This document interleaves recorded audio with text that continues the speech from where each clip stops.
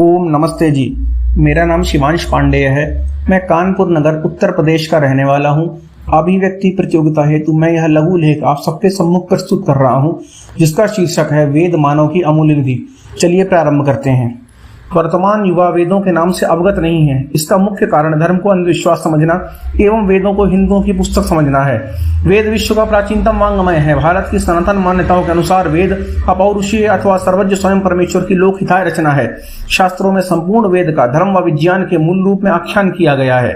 वेद केवल हिंदुओं का नहीं है, अपितु मानव मात्र का है। संपूर्ण ब्रह्मांड का ग्रंथ है। वेद की समस्त शिक्षाएं सार्वभौम है। वेद मानव मात्र को हिंदू, सिख, मुसलमान, ईसाई, बौद्ध, जैन आदि कुछ भी बनने के लिए नहीं कहते। वेद भगवान की स्पष्ट आज्ञा है, मनुर्भव अर्थात मनुष्य बनो। आज संपूर्ण विश्व में मानवता का ह्रास हो रहा है। मनुष्य देहधारी लोग अधर्म और पशुओं के समान आचरण कर रहे हैं। मनुष्यता पाश्चात्य धूमिल संस्कृति के संसर्ग से संक्रमित हो गई है। अहर्निश या तथाकथित मानव समाज स्वसाधन में संलग्न है। इसलिए वेद का यह उपदेश महत्वपूर्ण है। धर्म क्या है? धर्म का वास्तविक अर्थ है जिसको धारण करने से सर्वांगीण उन्नति हो। धर्म आस्था का विषय नहीं है, अपितु तर्क व अनुसंधान का विषय है। महर्षि मनु ने कहा, यस तर्केण अनुसंधत्ते स धर्म वेद नेत्रः, अर्थात जो तर्क पूर्वक अनुसंधान करता है वही धर्म को जान सकता है, अन्य नहीं।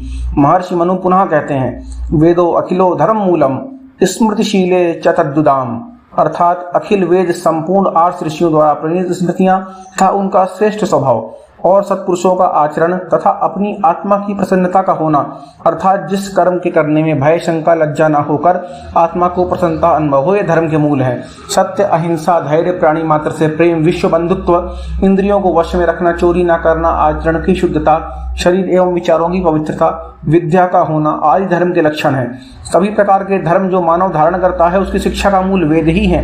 वेद की उपादेयता। महर्षि कणाद ने वेद को दर्शन और विज्ञान का भी स्रोत माना है। विश्व के वांग्मय में वेद को प्राचीनतम ग्रंथ पुस्तक माना जाता है। विश्व की भाषाओं का मूल स्वरूप निर्धारित करने में वैदिक संस्कृत भाषा अत्यधिक सहायक सिद्ध हुई है।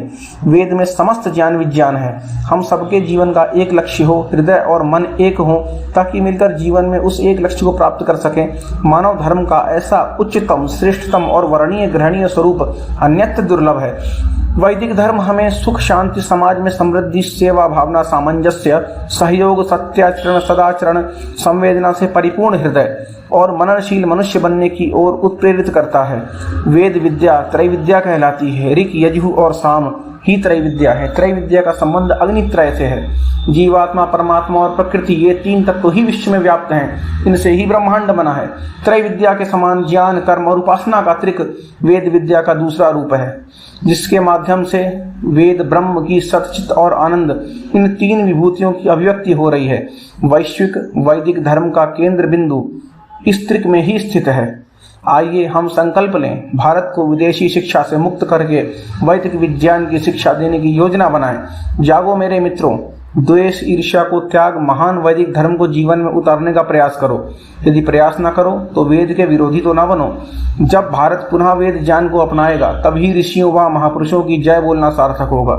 ऋषियों की महान परंपरा का साक्षी बनकर यही कहूंगा, जो वेद में है वही सृष्टि में है और जो सृष्टि में है वही वेद में। इति ओम शम।